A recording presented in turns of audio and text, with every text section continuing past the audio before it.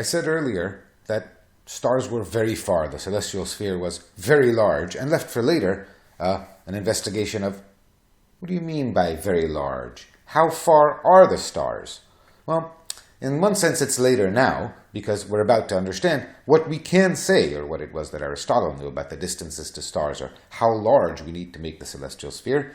In another sense, it will be later for the next few weeks, because as we'll see, the effort to measure the distances to things in the heavens will be a central thrust of the effort to understand what it is that these things are that we see out there. So our understanding of the nature of astronomical objects will be intimately tied with efforts to figure out how far they are. As we go along, we will learn that humans have recruited into this effort a huge array of techniques and technologies for figuring out the distances to astronomical objects. Let's start at the beginning, and the beginning is direct geometry. We can make a measurement of the distance to objects in the sky under some circumstances. The technology we use is called the small angle approximation. Let's see what the geometry is, and then we'll see how we use it in astronomy. So, as I said, this deals with the relation between angles and distances, so we're going to build a triangle. And we're going to denote two of the vertices of our triangle by A and B and one by O, and the distinction is going to be, we're going to work with specific triangles in which one of the sides of the triangle, the one I denote by D, is much shorter than both of the other sides. It's so much shorter that I can assume, for all intents and purposes, that A and B are equidistant from O. How can I assume that? Because if D is much smaller than the distance R from O to either A or B, then the difference between the OA distance and the OB distance, which is at most D, is negligible compared to R. Does that hold in this triangle? Well, this brings us to the question. What do we mean by very small? In this triangle, I would estimate that D over R is about a third. What that means is that if we use the small angle approximation, any calculation we make might be setting to zero or omitting things that are of order D over R, and so our answers might be off to by about 30% of what we want them to be.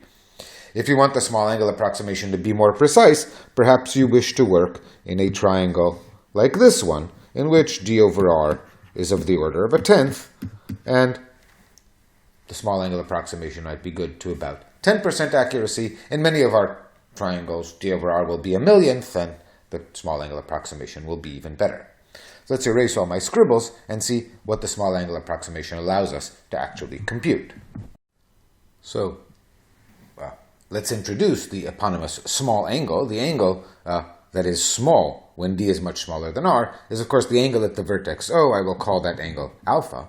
And trigonometry allows us to construct a relation between R, D, and alpha, but we won't need trigonometry. If D is much smaller than R, we can make the following calculation that simplifies that relation to something that is easier both to understand and to remember and does not require trigonometry. So I'm going to construct an auxiliary geometric object here. I'm going to draw a great big circle around O, centered on O, with radius R. And by my assumption, that means it goes through the points A as well as the point B. And I'm going to try to imagine that instead of trying to figure out the length D of the interval between A and B, I want to figure out the length of this arc, the part of the circle lying between A and B. Well, that's denoted by AB with a little squiggle on top, reminding me that it's the arc length.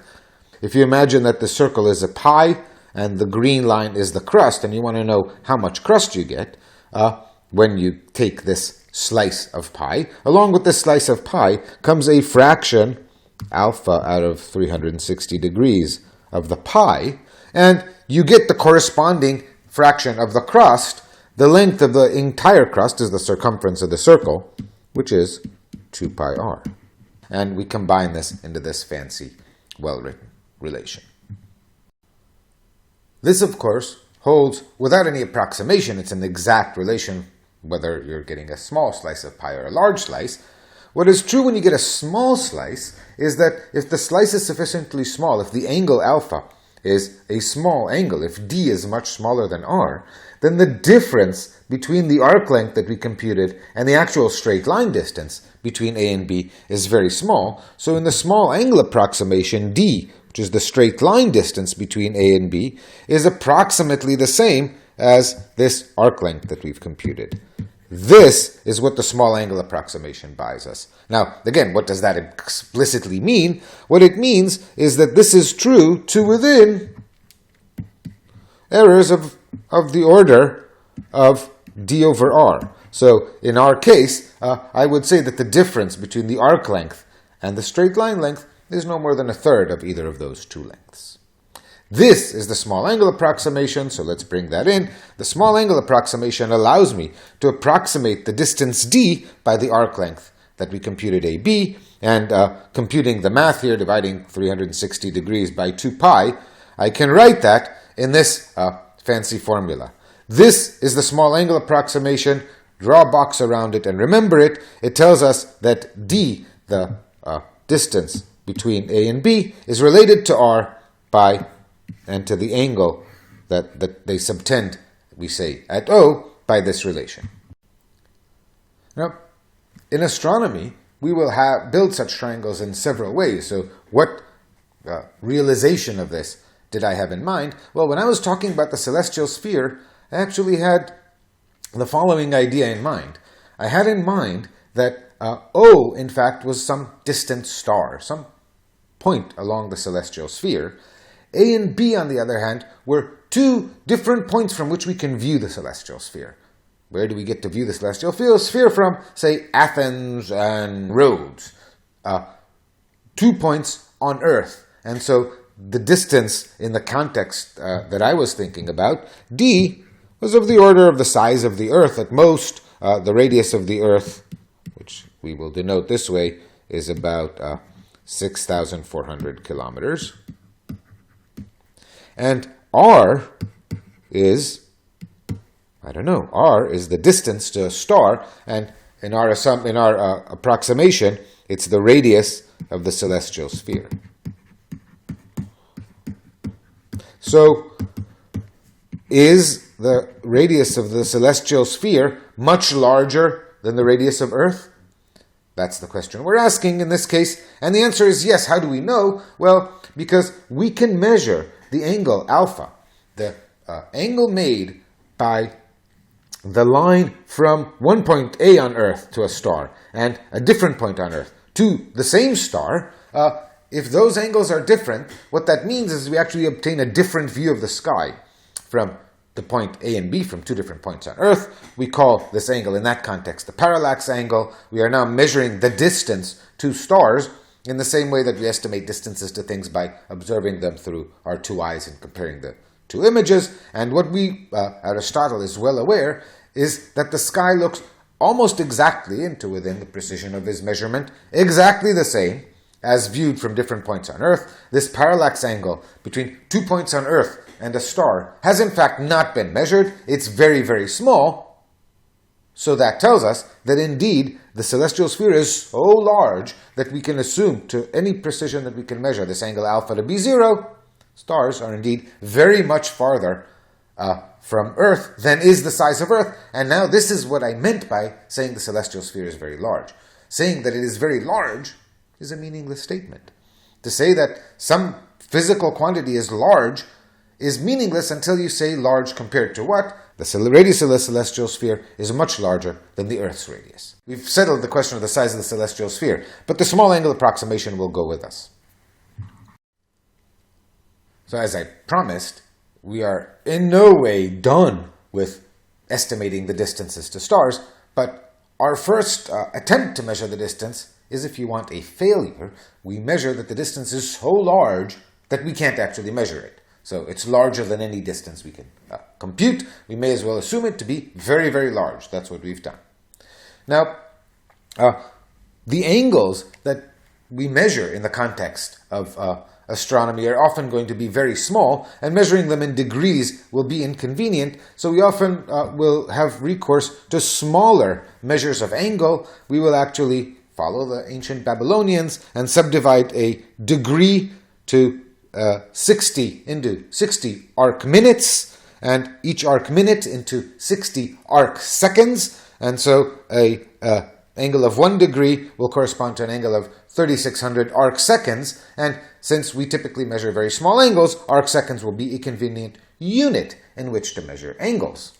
And so one can then compute that this angle, to which I'm computing the ratio here of 57.3 degrees, or a 2π of 360 degrees, is equivalent, doing the math, to 57.3 times 3600.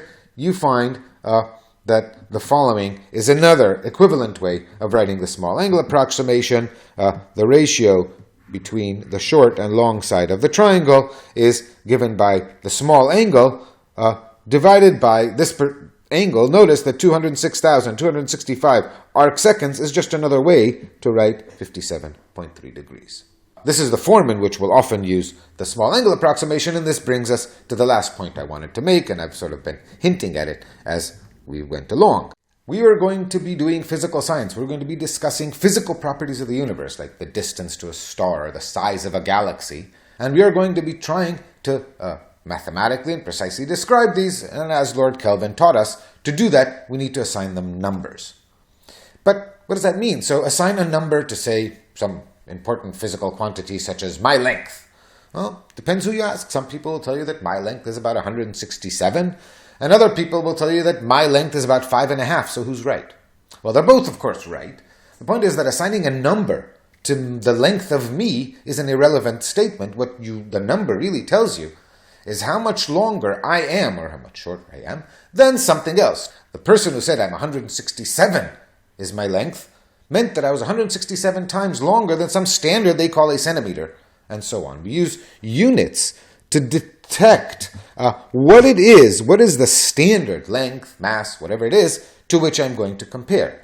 This was very evident when we decided that we could measure angles in degrees or in arc minutes or in arc seconds, so that one person could describe an angle as 3 degrees, another person would describe that very same angle as 180 arc minutes, and a more ambitious person would measure that same angle in arc seconds. But I can't do that calculation in my head, so I won't put that down. So the number that you assign to, for example, an angle is meaningless until you say, in what units are you measuring that angle? In what units are you measuring that distance? Making sure that when you assign a number to a physical quantity, you remember what units you are measuring, what ratio it is that that number designates, is going to be very important as we go along. So, in particular, when we derive or find all kinds of mathematical relations between physical quantities, for example, we found in the previous slide that d was equal to alpha divided by 206,265 arc seconds times r. Well, now, this is a relation, as an equality. It's an equality of two numbers. Thought of physically, it relates this distance to that distance. But clearly, say this distance is the same as that distance, means that they will correspond to the same numbers if you measure them in the same units. Now, in particular, the distance between A and B, remember D was the distance between our points A and B, and R was the length of the long side of the triangle. If I measure this in millimeters and this in light years, this relation will not be true, despite the fact that it's a correct relation between the distances. It will not be the relation between the numbers we associate to them. This will only hold if I measure D and R in the same units. What's the easiest way to assure that all of our equations are valid in whatever units we use them? Well, one easy way to do it is to write this equation in an equivalent but simpler way. Write it this way. This way, we see that on the left-hand side, we're writing the ratio of d over r, d to r. That's the ratio of two distances. That is actually a meaningful number. So that is the ratio of d in meters to r in meters, or d in light years to r in light years. And as long as we use the same units to measure d and r, it's true whatever units we use. Likewise, the right-hand side is the ratio of two angles, the angle alpha and the angle 206,265 arc seconds. The ratio of those two angles is a number, and so our equations are now relating to numbers. And whenever you can write your equations completely in terms of ratios, you will find that you will not have issues with unit conversions, and you will spend some of the time in this class converting the units on various calculations and making sure you're measuring everything in the right units. So consider this to have been your warning about this.